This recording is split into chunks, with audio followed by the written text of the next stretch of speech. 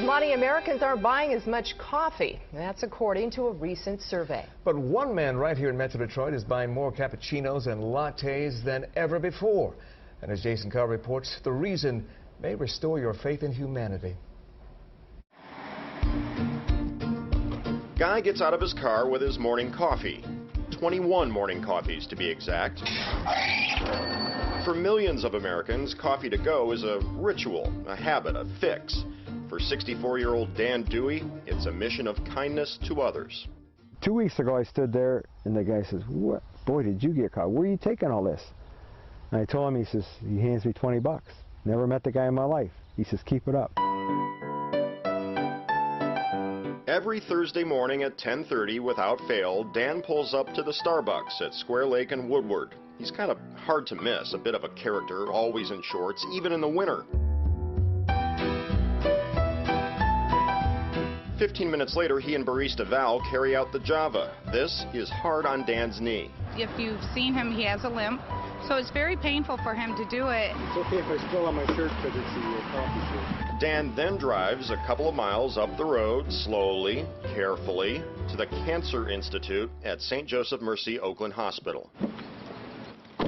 As you'll recall, this is where the story really begins. Dan carries the stacked trays with the studied balance of a high-wire artist. Negotiates the stubborn revolving door, it always sticks. Who closed the door? Somehow boards the elevator for a ride to the second floor. How much does that weigh? Oh, not bad. Thank you, sir. And arrives to a round of applause. I don't forget. I don't see where they go. This is what's come to be known as Dan's Coffee Run. Spends his own money. It goes between 40 and 75. Depends on how many foo-foo drinks there are. Writes down everyone's order ahead of time. Frappuccino, white chocolate mocha, hot chocolate. White mocha. Yay! Here is where the chemotherapy IVs run almost non-stop. As you can imagine, the staff really likes seeing Dan. It's a coin that I had bought. It's called kindness currency. Pass it on. Yes, exactly. So this says, "Thank you for being so kind today. You've brightened my world in a special way."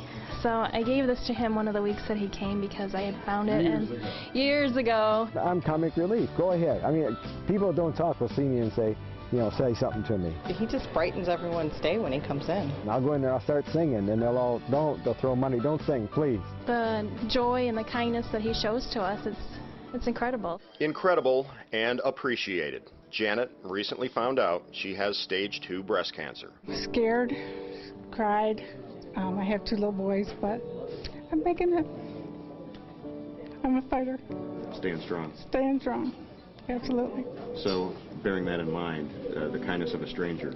It's wonderful. You don't realize how good people are until you go through this. You don't realize how much support you really do have. When someone's sitting in the chair and has chemo and has a needle in their arm or in their chest, and you go, "Would you like a free coffee?" And they go, "No, I'm fine." And I go, "No, it's free." Then you bring somebody over, you know, you pick a nurse and say, "She's buying right there, she's buying." You bring her over, and so you watch somebody go from that somber look to a smile. Then when you bring it back, they got a full smile. I'm sorry, but if that isn't it. Another patient, Brian, puts it like this. You know, sitting in chairs and getting poked all the time is probably less than desirable. So any little intervention makes a big difference. Even if it's just coffee from a stranger. Hey, especially if it's coffee from a stranger. This, by the way, is the coffee pot in the waiting room. It sits ignored. Nobody sees it anyway because they're too busy admiring the aquarium donated by, guess who? Sitting on his farm, Dan tells me the coffee run started when his own father was a patient. But each time we would go in there, it was always Thursday at 10. So he'd be sitting in a chair for a couple hours. I'd go, "Starbucks." So then I'd look around. "Anybody else want anything?" I said, "I got his wallet." The nurse is holding him down. We started the whole joke thing. And he was 81 years old and they cured him. And it was amazing. Years later, before he passed, Dan's father had a dying wish. He told Dan, "Keep doing the coffee run." Dan has kept that promise. He doesn't have a lot of money.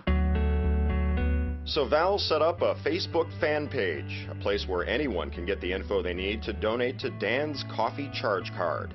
you do something nice for somebody that's doing something awesome. Dan says he sometimes runs into former patients who beat the big C.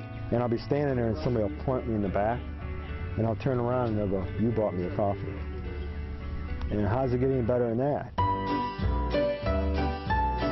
And when you see this thank you note written in crayon to Dan, you realize he's right. It doesn't get any better than that. Jason Carr, Fox 2 News.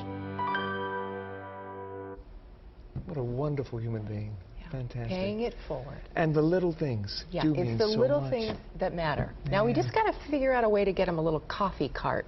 Make it easier for him I think we can arrange that. to haul it to the hospital. With your help, Thank we can you, do Dan. it. Yeah.